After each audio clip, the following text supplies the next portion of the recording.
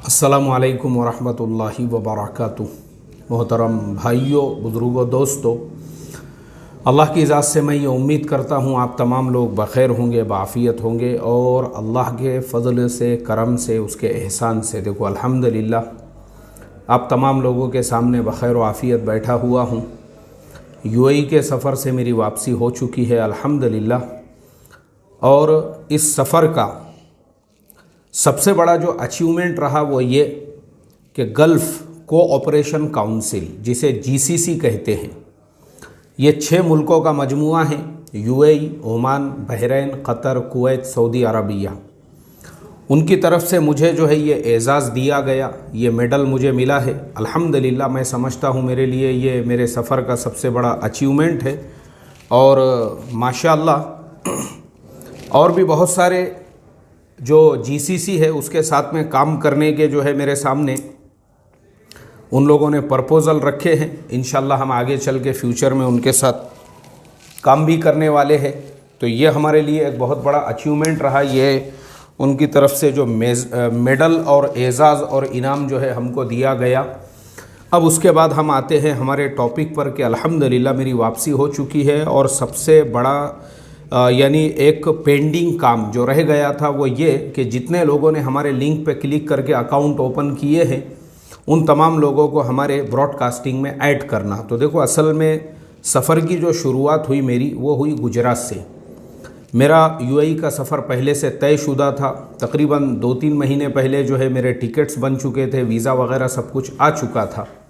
उसी दरमियान में मुझे हमारे मौलाना सुलेमान साहब मंगेरा, जो दारुल उलूम तालीमुद्दीन डाभेल के मजलिस शूरा के रुकन हैं, उनकी तरफ से ये दावत मिली कि आपको गुजरात का सफ़र करना है। और यहाँ पे मुख्तलिफ़ मजलिसें हैं जिसमें उलामा से भी कुछ मुलाकातें थी, उसके अलावा और भी जो है कुछ लोगों से मुलाकात करनी थी। इसी तरह से वहाँ पे जो है और भी मेरे 1-2 सफ़र थे। तो इस तरीक़े से फिर मैंने उनकी दावत को मैं ना नहीं कह सका। मौलाना अपने इलाके के माशाअल्लाह बड़े बावज़न उलामा में शुमार होते हैं। मैंने कहा मौलाना ठीक है, आपकी दावत कबूल है, लेकिन मैं उनसे पूरे सफ़र का स्केड्यूल लेता रहा ताकि मैं गुजरात से ही जो है फिर यूएई के लिए रवाना हो सकूँ। और वैसी ही हमने सफ़र की तरतीब बनाई। अब गुजरात का जब मेरा सफ़र हुआ तो उस वक्त इतनी शिद्दत की सर्दी थी और मुझे उसका एहसास नहीं था, क्योंकि जो मेरा भी जो सफ़र हुआ वो पूरा सर्दी में। और वहाँ पे भी जब मैं पहुँचा तो एक्चुअल में अब बीमार और शिफा ये तो अल्लाह तब बीमारी और शिफा ये तो अल्लाह तबारक व तआला के कब्ज़े कुदरत की चीज़ है। अल्लाह जिसको जहाँ चाहते हैं वहाँ पे बीमार कर देते हैं, जहाँ चाहते हैं उसको शिफा अता फ़रमा देते हैं। वो इदा मरिज़्तु फ़हुवा यशफ़ीन, कुरान में अल्लाह ने खुद फरमा दिया। तो मेरी भी ज़रा तबीयत वहाँ जाने के बाद में नासाज हो गई, लेकिन अल्लाह जज़ाए खैर अता फ़रमाए हमारे इलियास भाई को और उनके बड़े भाई को। माशाअल्लाह ये लोगों ने बहुत ही बेहतरीन तरीक़े से जो है मेरी खिदमत की। फ़ौरन दवाखाना लेकर चले और अल्हम्दुलिल्लाह हम बाद में भी जो है डॉक्टर साहब के पास आते जाते रहे। और अल्लाह का करम है कि तबीयत के अंदर थोड़ा सुधार हो गया। लेकिन सबसे बड़ा मसला ये था कि मुझे जो है गुजरात से फिर यूएई के लिए RT-PCR भी निकालना था। और गुजरात का सफ़र ऐसा था, वहाँ जाने के बाद एक जोड़ भी था वहाँ पे, उसमें भी शिरकत हुई माशाअल्लाह। वहाँ के जो बड़े उलामा हैं और दारुल उलूम तालीमुद्दीन डाभेल में पढ़ाने वाले जो उलामा हैं, मैं इंशाअल्लाह वो सारे टॉपिक आगे लेने वाला हूँ एक एक से। और उसमें वो सारी तफासिल भी होंगी, उलामा से हमारा क्या मुज़ाकरा हुआ, क्या बातचीत हुई, बहुत सारी चीज़ें इंशाअल्लाह आपके लिए भी फ़ायदेमंद रहेगी। जो हमने फ़ाइनेंस के एतबार से भी उलामा इकराम से बातचीत की कि वो अपने आप को कम तनख्वाह के अंदर भी किस तरह से स्ट्रॉन्ग बना सकते हैं और आगे चल के अपने फ्यूचर के लिए भी कैसे बैलेंस कर सकते हैं। बहरहाल ये सारे टॉपिक आगे आएंगे इंशाअल्लाह। तो वहाँ जो है बलेश्वर, ऊन है, रांदेर है, ऐसे मुस्तकिल सफ़र होते रहे। और वो सारे भी सफ़रों की कारगुजारी और उसके वीडियोज़ वगैरह भी चैनल पे आएंगे, क्योंकि मसरूफ़ियत ऐसी थी वहाँ, एक तो तबीयत की नासाजी और फिर ऐसी मसरूफ़ियत। तो ये जो पेंडिंग काम है आप लोगों को ऐड करने का वो वैसे ही रह गया, क्योंकि तबीयत बिल्कुल मेरा साथ नहीं दे रही थी। फिर यूएई का जब सफ़र शुरू हुआ तो मैं गुजरात से ही जो है मुंबई एयरपोर्ट पहुंचा। फिर वहाँ मुस्तकिल एक मसला था RT-PCR का। ये सारे मराहिल तय करने के बाद यूएई भी जब मैं पहुंचा तो अल्लाह जज़ाए खैर अता फ़रमाए हमारे मेज़बान समीउल्लाह भाई जो माशाल्लाह रासल खैमा के अंदर जो है एक जो वहाँ के रासल खैमा के जो शेख है ये उनके खादिम ख़ास है हमारे समीउल्लाह भाई, और वहाँ की पार्लियामेंट के अंदर ये जॉब करते हैं, काम करते हैं।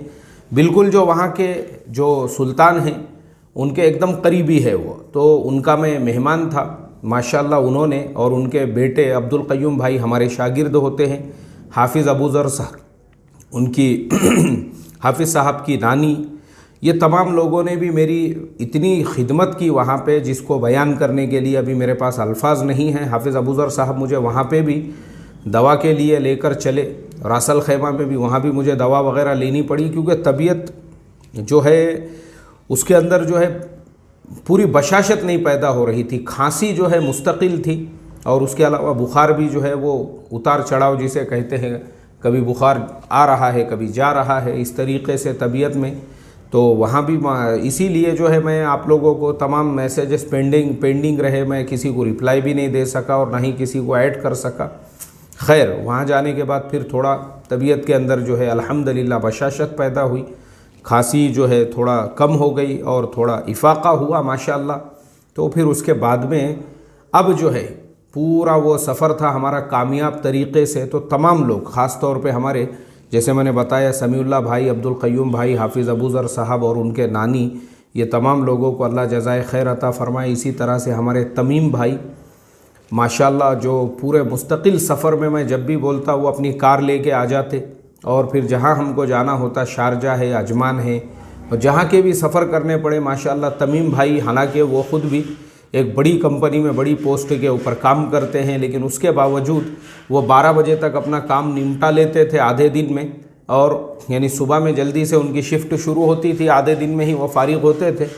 माशाल्लाह उन्होंने भी बहुत खिदमत की, बहुत साथ दिए, बहुत सफ़र में। अल्लाह ताला उनको भी बेहतरीन बदल अता फ़रमाए, जज़ाए खैर अता फ़रमाए। ये सारे टॉपिक्स जो है मैं आगे लेता रहूँगा, लेकिन अभी हमारा मेन टॉपिक यही है आप लोगों को ऐड करने का। तो आज से अब तमाम लोगों को ब्रॉडकास्ट में ऐड करना जो है वो शुरू हो रहा है। आज से हम आपको ऐड करना शुरू कर देंगे इंशाअल्लाह। दूसरी चीज़, मार्केट के अंदर जो है ना फ़िलहाल यूक्रेन और रशिया का जो टेंशन चल रहा है उस वजह से मार्केट मुस्तकिल नीचे है। आज भी 1200 पॉइंट नीचे था मार्केट।